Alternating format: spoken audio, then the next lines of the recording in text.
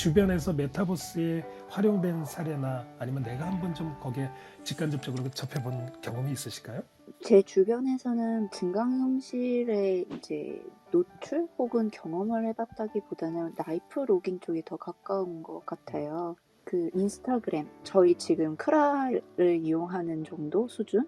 혹은 저희 조금 더 나가서 싸이월드를 사용하셨다면 그것도 하나의 라이프 로깅 쪽인 것 같은데, 말씀드렸던 그 포켓몬고 같은 경우에는 그 당시에 가상현실을 느낄 수 있는 뭔가가 처음 나타났던 것 같아요. 네, 증강현실에 대한.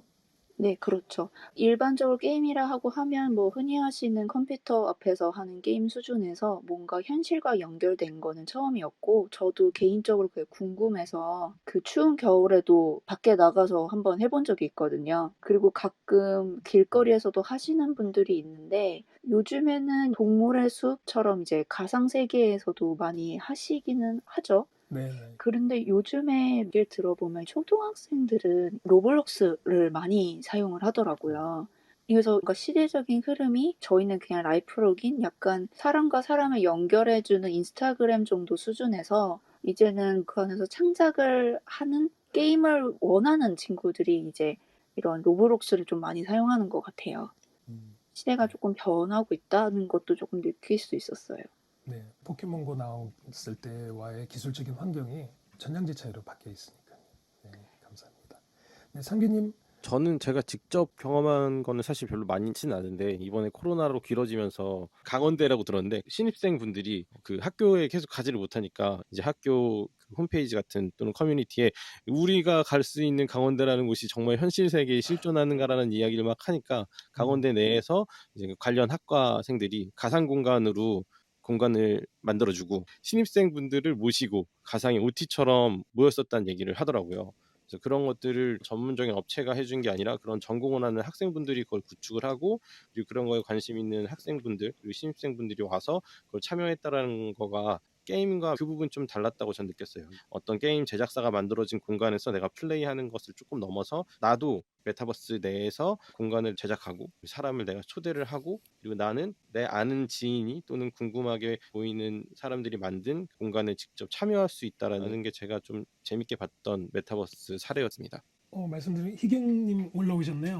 안녕하세요, 네, 희경님. 저도 경험적인 측면에 있어서 조금 말씀드려 볼 수 있는 게 있을 것 같아서, 제가 일단 최근에 주변에서 메타버스를 실제로 사용한 거를 경험을 해봤고, 저도 참여를 할 수 있는 계기가 있었어서, 그러니까 현재 한국에서 제가 체감하기로는 겟더타운 위주로 지금 이 메타버스가 활발하게 추진되고 있는 상황이다라고 느낀 부분이, 제약사 같은 경우에는 그 영업사원분들이 많이 돌아다니시면서 의사분들을 만나셔야 하는데 그런 것들을 할 수 없게 되다 보니까 이제 줌으로 많이 영업 활동을 하고 계시고, 또 그것의 연장선상에서 메타버스를 생각하고 계시는 것도 있고, 또 신입사원 교육 같은 경우에는 회사에서 많이 메타버스를 통해서 운영을 하고 있는 사례를 봤고요. 제약사 같은 경우도 사내 이제 신입사원 교육을 겟더타운에서 직접 진행을 하는데, 이런 걸 보면서 아, 이게 실제적으로 상황적으로 다가오고 있구나라는 걸 좀 느꼈고,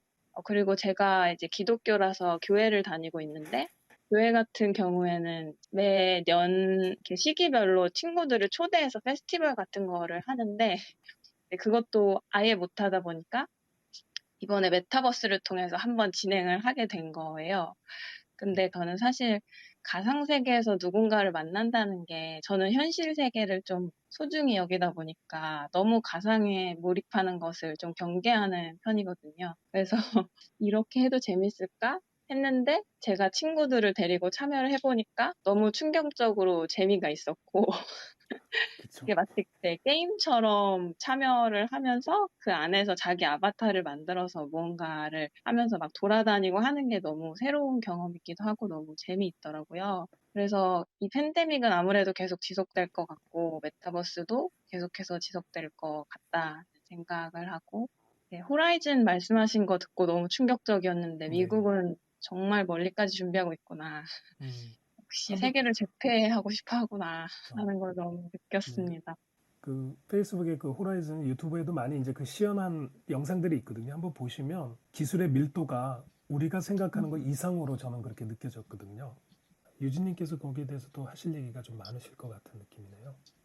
저도 메타 지금 주의 깊게 바라보고 있거든요. 근데 라이프 로깅 아까 말씀하시니까 그들은 이제 머신러닝으로 라이프 로깅 한 데이터를 갖고 내가 차키 어디 뒀지? 그러면 이제 가르쳐 주는 거죠.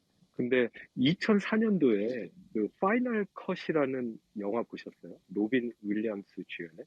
파이널 그 컷이요? 사람이, 예, 예. 그게 인기가 별로 없었던 영화인가? 로빈 윌리엄스 유명한데? 이상한 영화 좋아하시는 것 같아요. 약간 후미진 곳에서 있는 영화.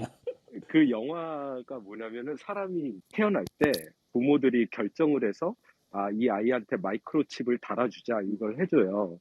그러면 이 사람이 죽을 때 장의사한테 내 스토리를 멋있게 만들어줘 하는 이 장의사 역할을 한 게 로빈 윌리엄스예요. 근데 이제 그분의 고민은 한 사람의 인생을 어두운 면까지 다 봐야 되니까 그걸 편집하는 그 고뇌를 그린 거예요. 근데 페이스북은 이거를 머신러닝으로 하지 않을까. 나중에 서비스가 있으면 뭐 그렇게 한번 생각해 봤어요. 네.